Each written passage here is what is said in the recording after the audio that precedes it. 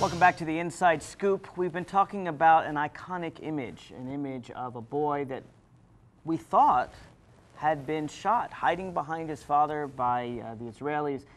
Look, right now, the Israelis and the Palestinians are about to begin negotiations in Annapolis, Maryland. I hope they succeed. I hope that they indeed have a secure state for every people. This is not about the politics of it.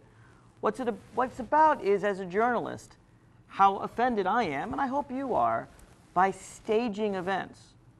You know, when there was an attack in Jenin, the Palestinians claimed that 5,000 people were killed. It was reported uncritically around the world. It later turned out that 56 were killed, and virtually all of them were terrorists who were shooting at soldiers, shooting at civilians.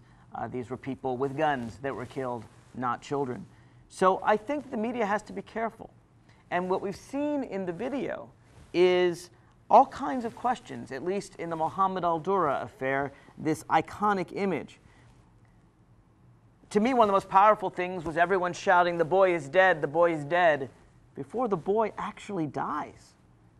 Then there's the fact that if these were intentional shots by the Israelis, why are all those people in front standing there and cameramen behind who'd be risking their lives if this was an intentional massacre, including the cameramen right behind the father and the boy, and the others that are standing in front?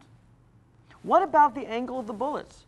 The fact that it is circular, in other words, indicating a shot from the Palestinian position rather than elliptical. Does that mean the Palestinians shot the boy? I don't know. I happen to think, having viewed the footage myself, that no one shot the boy. I happen to think, when you look at the fact that he's moving in the 3 seconds of clip that we have that wasn't shown on France 2 TV, that the Palestinians may have shot above his head, but the boy probably lives today. In any case, we know from even the take two sign, I don't know if you saw that in the footage, but here we have the cameraman. The cameraman showing number two as if he's going to take another shot of the footage. Why didn't he just continue?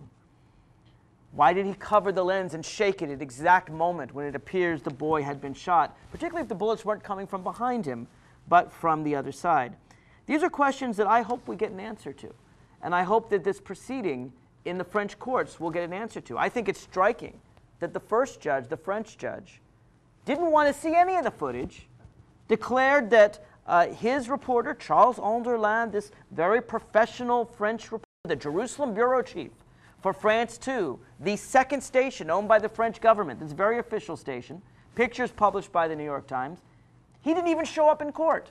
His footage didn't show up in court, and he won his first lawsuit. Didn't have to show any footage.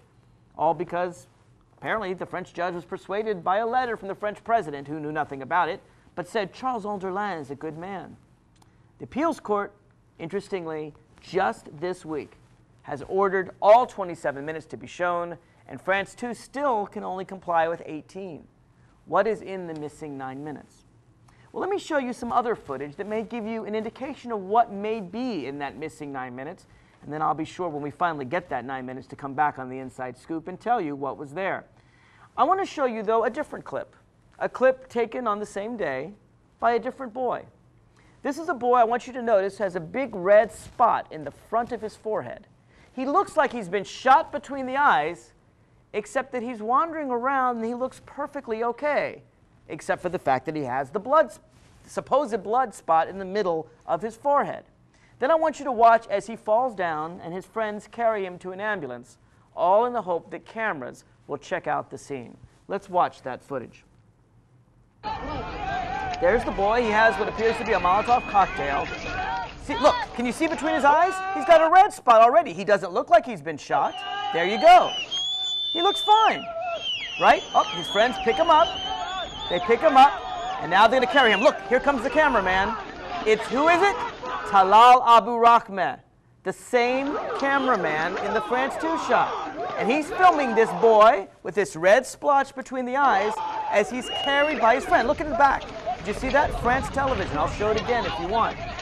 In fact, let me show it one more time.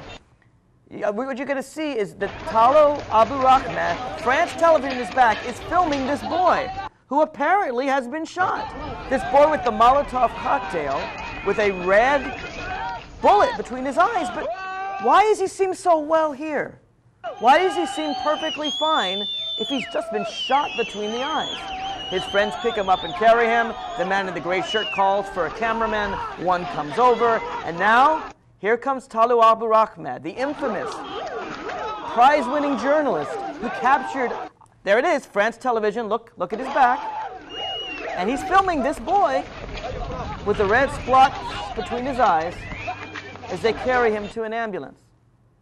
Now, if Talal Abu Rahmat is willing to film this boy as they carry him into an ambulance, might he have done the same sort of thing for Muhammad al-Dulal, this symbol of the resistance? Look, you see the boy smiling? Let me show you something else. Take a close look at that boy. Does he look familiar?